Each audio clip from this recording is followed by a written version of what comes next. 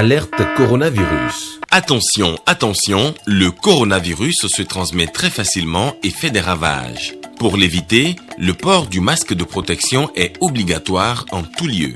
Dans l'administration publique ou privée, dans les réunions, les rencontres, dans les marchés, les magasins, les boutiques et lors des déplacements, le port du masque est obligatoire. Même dans les lieux privés, dès lors que l'on n'est pas seul, le masque doit être le fidèle compagnon. Mais attention, le port de masque de protection ne dispense nullement d'appliquer les autres mesures de prévention, notamment le lavage des mains à l'eau et au savon et l'observance de la distance de sécurité sanitaire d'au moins 1 mètre entre personnes. Enfin, s'abstenir de porter des gants en vue du lavage régulier des mains à l'eau et au savon ou de l'application de gel hydroalcoolique. Pour tout savoir sur l'épidémie du coronavirus au Bénin, rendez-vous sur le site web www.gouv.bj/coronavirus. Ceci est un message du gouvernement de la République du Bénin. 13h sur la chaîne nationale, mesdames, messieurs, bienvenue dans cette édition. L'Agence belge de développement dote 2 directions techniques du ministère des Infrastructures et des Transports d'équipements de travail. À travers ce don, Enabel veut contribuer à l'amélioration du climat des affaires dans le domaine portuaire. Les détails avec Robert Copin-Dor. Matériel roulant, équipements informatiques et mobilier de bureau. Don de l'Agence belge de développement Enabel fait au ministère des Infrastructures et des Transports. Ce don vient accompagner la direction des transports terrestres et celle de la marine marchande à l'accomplissement de leur mission régalienne en lien avec le secteur portuaire. Cet appui se traduit la volonté du Royaume de Belgique d'accompagner le gouvernement du Bénin dans son ambition de stimuler la création d'emplois décents et durables, de favoriser l'augmentation des revenus de la population et d'améliorer ses équilibres macroéconomiques. L'appui d'Enabel touche plusieurs ministères. Pour ce qui concerne le ministère des Infrastructures et des Transports, le projet cible plusieurs de ces structures et directions et exerce des missions régaliennes importantes dans le secteur portuaire et paraportuaire. Financé par le Royaume belge, à travers le projet d'appui au développement du secteur portuaire Passeport, ce don de matériel de travail réjouit les bénéficiaires. Des dons de matériel et mobilier à une direction chargée des transports terrestres dans le cadre d'un projet lié au domaine maritime et portuaire pourraient donc paraître atypiques, mais considérer l'événement de ce jour de cette manière correspond à une vue étroite de l'activité de transport dont le caractère international s'impose à notre temps en raison de la multimodalité qui doit caractériser le transport. Je me réjouis donc de cette compréhension étendue qui permet de mettre en relief la complémentarité des sous-secteurs maritimes et terrestres perçus par la coopération belge et qui explique notre présence aujourd'hui en ces lieux pour recevoir un appui substantiel à notre secteur grâce au projet Passport. Les matériels seront affectés aux agents et usagers auxquels ils sont destinés pour l'accomplissement de la mission à eux assignée. Ce don d'un montant total de 105 645 154 francs CFA constitue l'un des principaux piliers du projet Passeport qui vise à développer la coopération bilatérale bénino-belge sur la période quinquennale de 2019 à 2023 et dont l'impact sur la compétitivité du port autonome de Cotonou est d'ores et déjà une réalité. L'énergie électrique au Bénin, disponibilité, autonomie et perspective. Une discussion a été organisée sur le thème par la coordination Nouveau départ de la diaspora du Bénin avec 2 invités par visioconférence. Il s'agit du ministre de l'Énergie et du directeur de la communication à la présidence de la République. Jérôme Mbo pour le point. La diaspora, aujourd'hui, aimerait comprendre comment vous avez fait, ou plutôt, pourquoi ce qui arrive aujourd'hui n'était pas possible hier, et surtout, qu'est-ce que vous nous réservez pour demain? Par le secteur de l'énergie électrique, la coordination Nouveau départ de la diaspora du Bénin, CNDDB, ouvre le bal des rencontres pour s'informer du programme d'action du gouvernement 5 ans plus tard. 2 invités dans ce débat sur la radio Zapping 229.info, le ministre de l'Énergie et le directeur de la communication à la présidence de la République. Quand en 2016, le président Patrice Talon accède au pouvoir, le Bénin est en proie à un délestage sauvage. Ce n'était pas la première fois. C'était un phénomène cyclique. Et chacun peut se souvenir également que lorsqu'en avril 2006, le président Boni Yayi accédait au pouvoir, le Bénin vivait également une crise énergétique de la même ampleur. Et là également, il faut remonter un peu le temps pour observer qu'en 1996, lorsque le général Kérékou revient au pouvoir, à peine un an et demi plus tard, le délestage s'était manifesté avec férocité. Cela était dû à quoi? Le défaut d'investissement massif dans le secteur par le Bénin, le défaut de mise à niveau des infrastructures, la dépendance exclusive de l'extérieur, qui pouvait donc nous faire chanter ou nous obliger à être de bons payeurs quand nous ne l'étions pas. Et donc, le défi était grand en 2016 de faire en sorte de ne pas répéter les mêmes erreurs. Ainsi, après 36 années passées en France, dont 25 dans le domaine de l'énergie électrique avec EDF, Donat Jean-Claude Oussou est commis à cette tâche.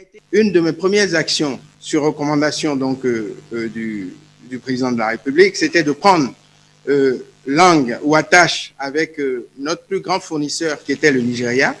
J'ai fait le voyage d'Abuja pour rencontrer mon collègue et le prier de continuer à nous fournir de l'électricité. Je me souviens d'ailleurs quand je lui avais dit que brother, I need your help, I need your support.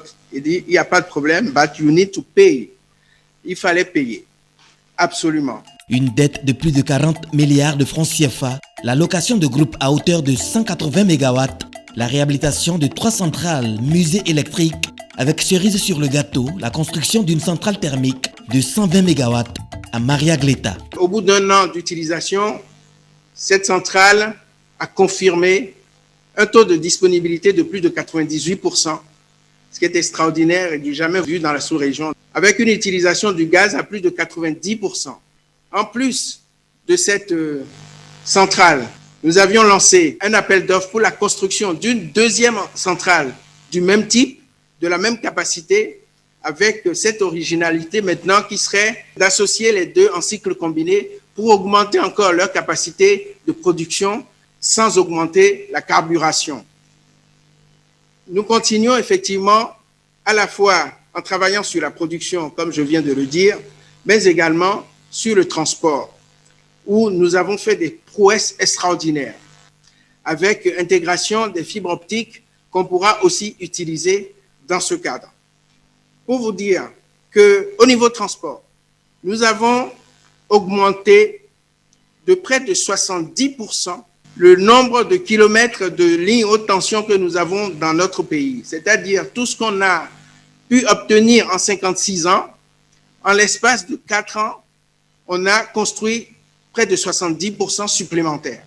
Le gouvernement du Bénin a dit que ça suffit, on ne peut pas être dans un pays qui est béni, qui est doté de soleil et ne pas pouvoir l'utiliser à travers plusieurs projets symptomatiques, notamment la construction de plusieurs centrales solaires d'envergure.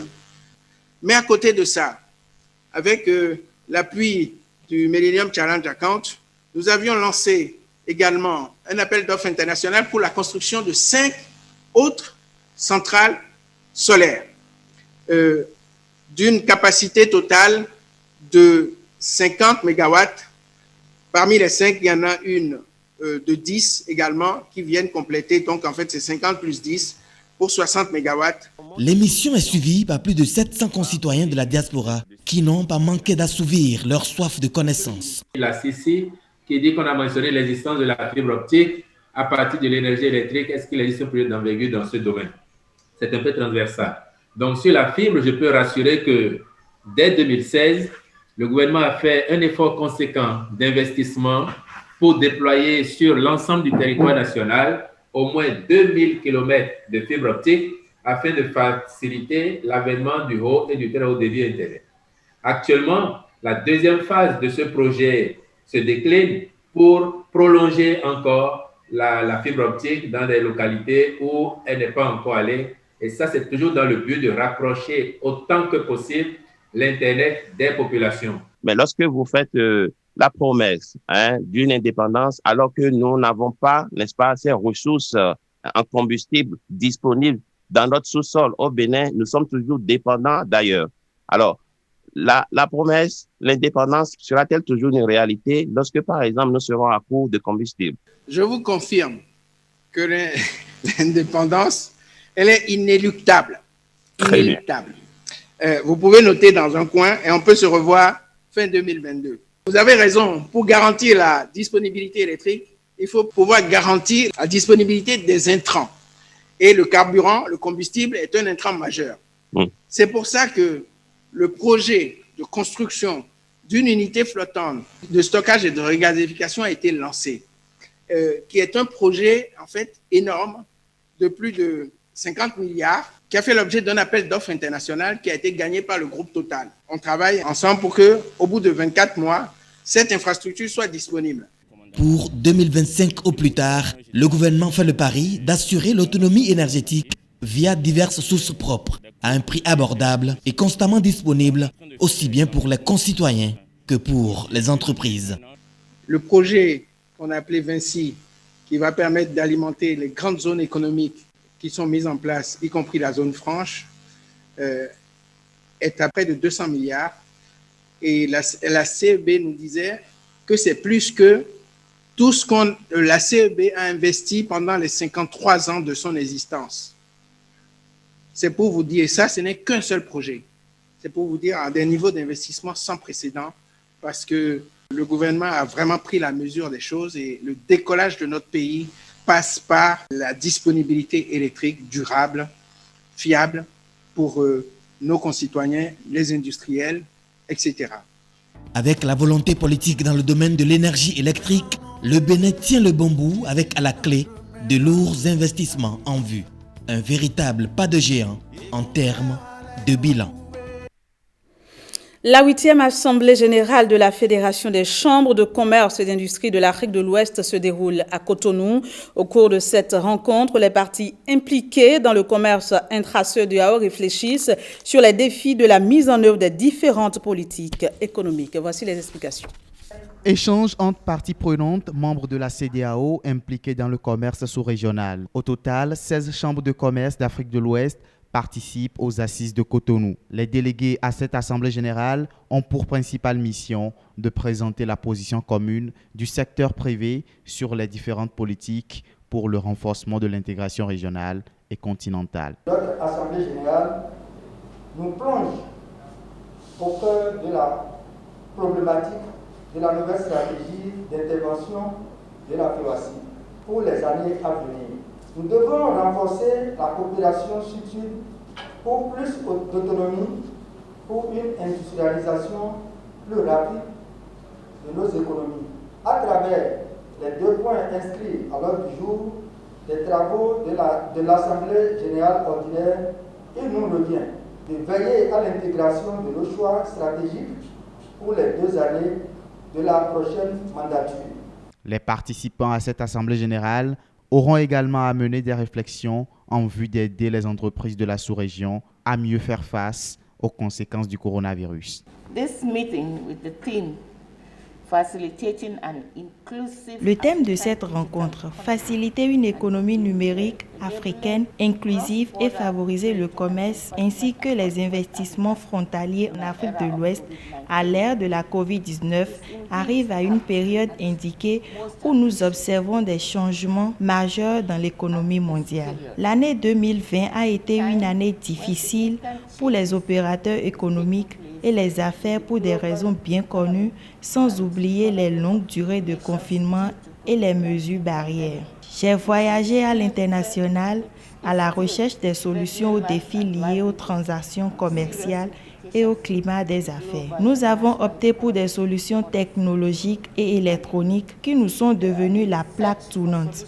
Et pour y parvenir, nous allons exploiter l'économie numérique pour améliorer le commerce et les investissements infrarégionaux dans l'ensemble de la sous-région CEDEAO pendant et après le Covid-19. Active dans le renforcement de capacités de ses membres à travers l'organisation de séminaires et d'ateliers, la Fédération des chambres de commerce et d'industrie de l'Afrique de l'Ouest, FEOACI, promeut l'émergence des entreprises axées sur le numérique. Les églises membres du Conseil œcuménique national du Bénin souhaitent que la présidentielle 2021 soit une élection apaisée. Les responsables de cette organisation ont donc prié pour la paix et la cohésion. Les détails avec Gilles Dansou. Que ces élections soient faites dans la paix et la sérénité. Une prière de reconnaissance à Dieu Tout-Puissant pour sa miséricorde et sa bonté. Les responsables des églises membres du Conseil œcuménique national du Bénin CONEB ont prié pour une période électorale apaisée. La paix et rien que la paix pour le Bénin. Nous, responsables des églises membres du Conseil œcuménique national des églises du Bénin, regroupant l'Église protestante méthodiste du Bénin, l'Église orthodoxe du Bénin, l'Église première mission africaine du Bénin, l'Église méthodiste africaine du Bénin, l'Église des chérubins et séraphins du Bénin, l'Église catholique mariavite du Bénin. Conscient de l'enjeu des élections présidentielles et de l'importance de la paix, appelons à la paix et à une organisation pacifique des dites élections. La paix, cette denrée si chère au cœur de nous Béninois, doit être préservée avant, pendant et après les élections présidentielles d'avril 2021. C'est pourquoi nous, dirigeants des églises membres du CONEB, venons humblement en appeler ici au sens de responsabilité des uns et des autres, au-delà des utiles débats et des nécessaires contradictions politiques inhérentes au temps de l'élection présidentielle. Nous demandons avant tout que ces élections se déroulent dans la paix, car nous demeurons avant tout des frères et des sœurs, fils et filles de la même nation béninoise. C'est dire que le nécessaire débat politique, l'indispensable confrontation politique à laquelle donne lieu l'élection présidentielle doit rester courtois, respectueux de l'autre, pacifique, parce que la violence n'a jamais rien créé de bon et ne sait que détruire. La paix est un défi que le peuple béninois a toujours relevé collectivement, en cherchant, en trouvant et en acceptant les compromis possibles dans le cadre des recommandations issues de l'historique conférence des forces vives de la nation de février 1990 et du dialogue politique d'octobre 2019. Ensemble, ces hommes de Dieu entendent intensifier des séances de prière pour la concorde nationale. La Confédération des syndicats autonomes du Bénin fait le point des élections professionnelles. Une occasion pour la Confédération des syndicats autonomes du Bénin de remercier les travailleurs pour les résultats obtenus. Les défis à relever ont aussi été évoqués. On écoute ici le secrétaire général de la CSA Bénin. Les élections professionnelles dans leur 3e édition se sont déroulées le 24 janvier 2021 et les résultats provisoires sont connus.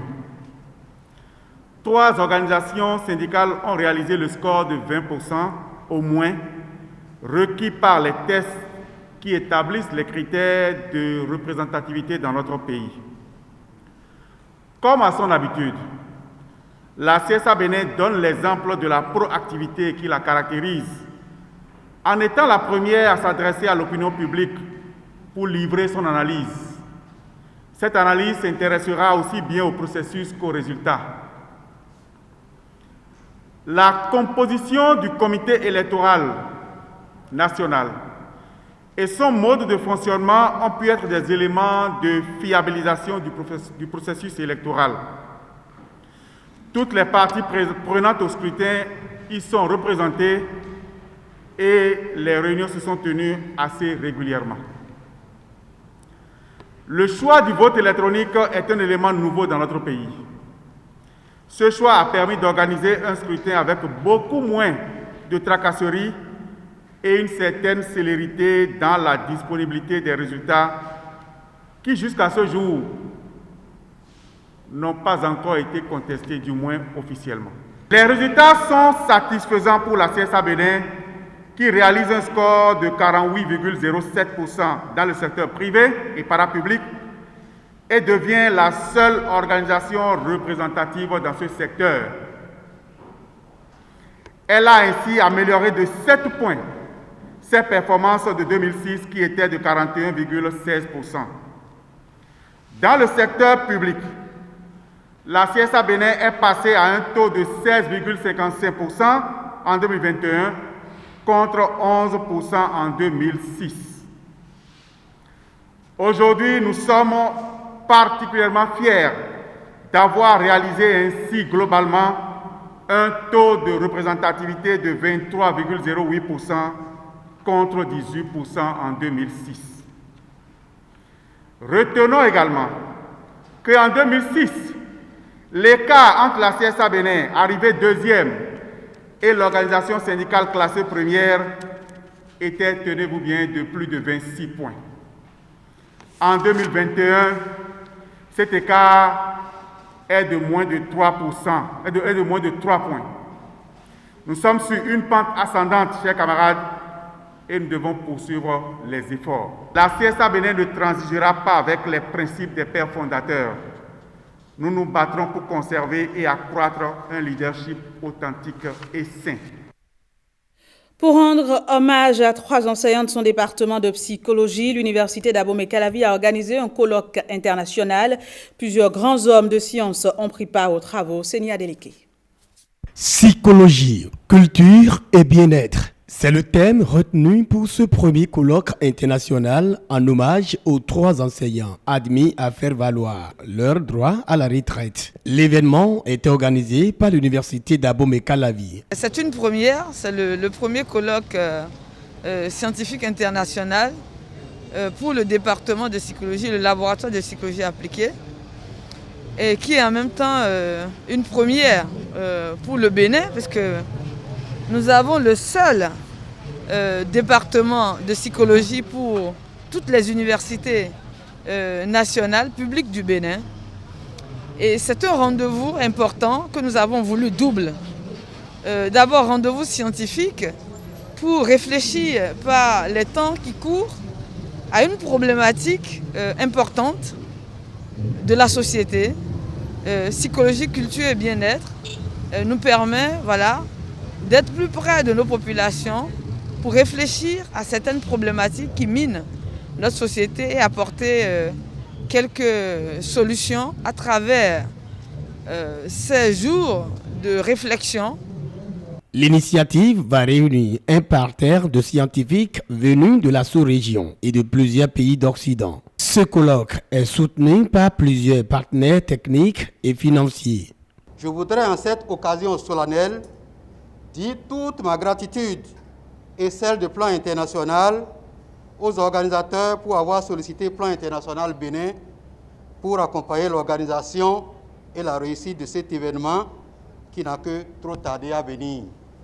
Très satisfaite de l'organisation, les autorités universitaires soutiennent ce rendez-vous scientifique d'échange. J'imagine les défis relevés en raison du contexte pandémique et je tiens à vous remercier de contribuer de la sorte au maintien du dynamisme de notre université.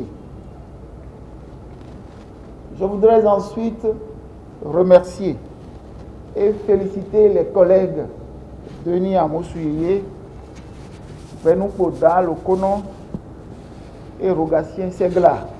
Ce colloque international a servi d'occasion pour les acteurs universitaires de distinguer les trois enseignants à l'honneur. Plusieurs communications seront présentées par d'éminents enseignants-chercheurs africains comme étrangers sur des thématiques censées stimuler le développement de l'Afrique. Remise de certificats HCCP à 3 entreprises spécialisées dans la production agricole et avicole au Bénin. Ces entreprises ont ainsi été reconnues par l'Agence de normalisation de métrologie et du contrôle de qualité. Axel Dancy.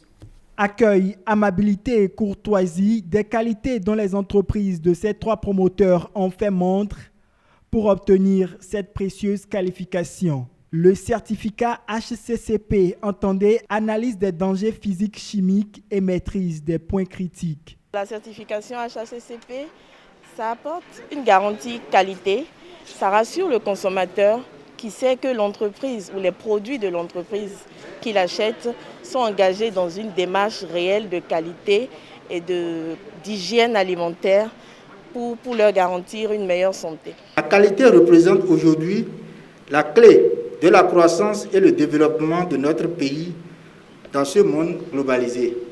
Les entreprises primées sont membres de la plateforme de concertation et du dialogue public-privé sur la qualité, un creuset soutenu par l'Union européenne et l'Agence française de développement. Pour le ministère de l'Industrie et du Commerce et l'Agence de normalisation de métrologie et du contrôle qualité, les récipiendaires sont à encourager. Je voudrais, pour finir, féliciter les entreprises lauréates qui ont réussi à respecter les normes et standards qualifiés afin d'obtenir le certificat HACCP.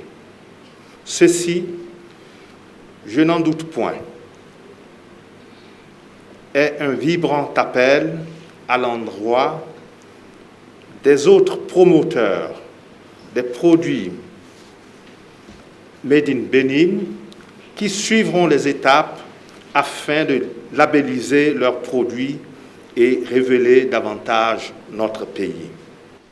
Je voudrais également saluer la volonté manifeste des entreprises lauréates qui ont suivi rigoureusement les différentes étapes de la certification HACCP.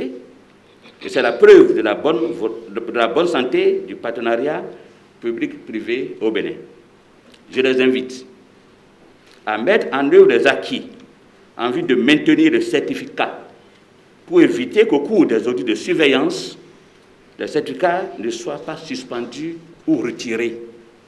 La plateforme à laquelle appartiennent les entreprises célébrées vise à instaurer et renforcer un dialogue permanent entre les acteurs des secteurs publics et privés. Et puis la Haute Cour de justice a rendu hommage à Ousmane Batoko, doyen des jeunes de l'institution, des juges de l'institution, disais-je. La cérémonie a eu lieu à Cotonou en présence de plusieurs cadres de la Haute Cour de justice et des membres de sa famille. Les images. Ousmane Batoko, honoré par le personnel judiciaire de la Haute Cour de justice. De son parcours en tant qu'apprenant à celui de douanier des juges de la Haute Cour de justice, en passant par sa fonction de président de la Cour suprême, le parcours de l'homme est passé au peigne fin. Son humanisme déborde la cellule nucléaire.